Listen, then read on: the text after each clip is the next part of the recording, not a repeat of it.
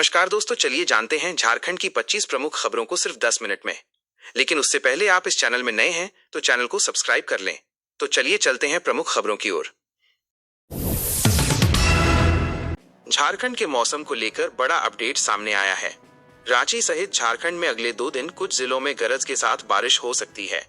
मौसम विभाग के मुताबिक 10 अक्टूबर से झारखंड में हवा का रुख बदलेगा और उत्तरी पश्चिमी हवा का बहाव देखने को मिल सकता है।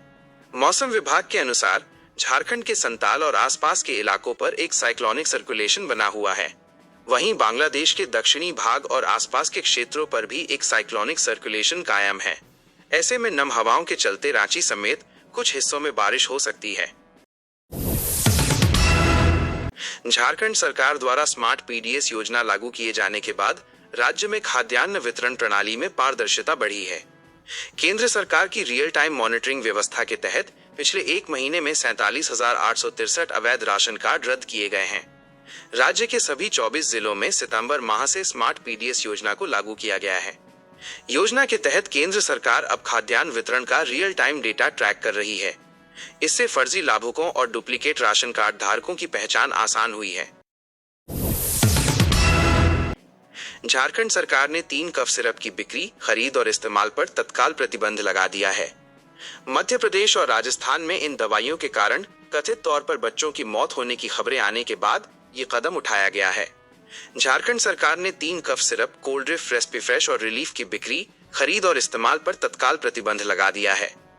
अतिरिक्त मुख्य सचिव अजय कुमार सिंह को बताया कि केंद्रीय स्वास्थ्य मंत्रालय के निर्देश के बाद राज्य औषधि नियंत्रण निदेशालय ने 3 कफ सिरप की बिक्री, इस्तेमाल और खरीद पर प्रतिबंध लगाने संबंधी एक अधिसूचना जारी की है।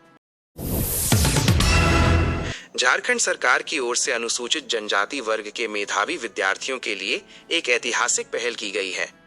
कोटा के प्रतिष्ठित मोशन एजुकेशन संस्थान के सहयोग से अब झारखंड के विद्यार्थियों को नीट और जेईई जैसी प्रतियोगी परीक्षाओं की निःशुल्क कोचिंग राज्य में ही उपलब्ध कराई जाएगी। रांची के हिंदपीढ़ी स्थित कल्याण विभाग के भवन में कोचिंग का संचालन किया जाएगा। इस योजना के संचालन और पर्यवेक्षण की जिम्मेदारी अनुसूचित जाति, जनजाति और पिछड़ा वर्ग कल्याण विभाग को सौंपी गई है।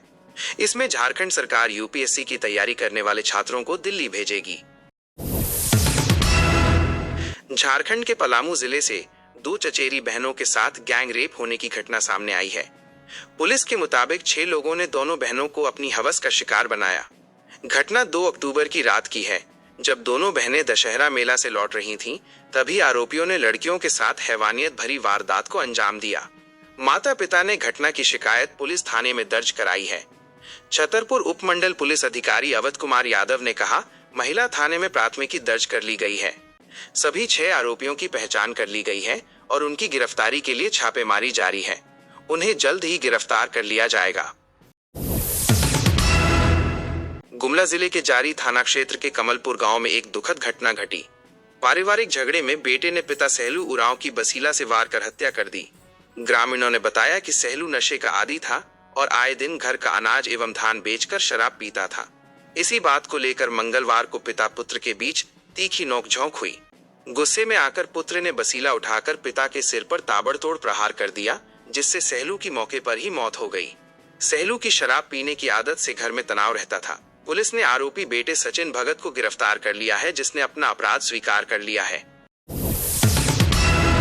पश्चिमी सिंहभूम जिला में गोवा रेलवे मार्केट स्थित डाकघर में पदस्थापित तत्कालीन उप डाकपाल विकास चंद्र कुलिया को पुलिस ने लगभग 50 लाख रुपए की फर्जी निकासी के मामले में गिरफ्तार कर लिया है।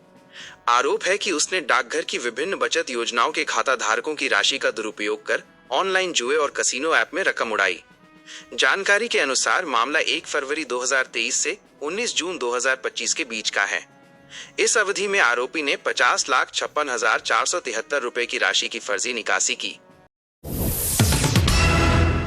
मैया सम्मान योजना 14वीं किस्त। सभी महिलाओं को इस महीने मिलेगी 2,500 रुपए की नई किस्त। राज्य की सभी महिलाओं की जानकारी के लिए बता दे कि मैया सम्मान योजना की 13वीं किस्त सफलतापूर्वक जारी होने के बाद 14वीं किस्त को लेकर हाल ही में घोषणा जारी कर दी है। मैया सम्मान योजना की 14वीं किस्त के तहत झारखंड राज्य की सभी पंजीकृत महिलाओं को पिछली किस्त की तरह ही 2,500 रुपए की मासिक राशि इस बार दी जाएगी। ये वित्तीय सहायता दोनों चरणों में समान रूप से सभी महिलाओं के लिए प्रदान की जाएगी और सभी महिलाओं के खाते में डीबीटी के माध्यम से पैसे भेजे जाएंगे। झारखंड की हेमंत सोरेन सरकार ने बड़ा फैसला लिया है।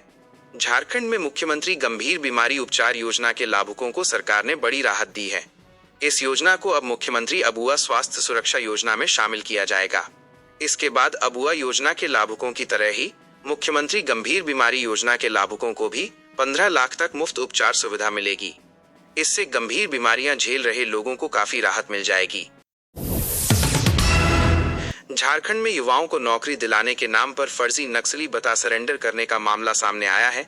मामला हाईकोर्ट तक पहुंच गया है, जिस पर कोर्ट ने सोरेन सरकार से जवाब मांगा था। सरकार ने अदालत से और समय देने का आग्रह किया है। झारखंड हाईकोर्ट ने राज्य सरकार से पूछा कि युवाओं को ट्रेनिंग दिलाने की कानूनी वैधता थी या नहीं। मामले की अगली सुनवाई 20 नवंबर में होगी।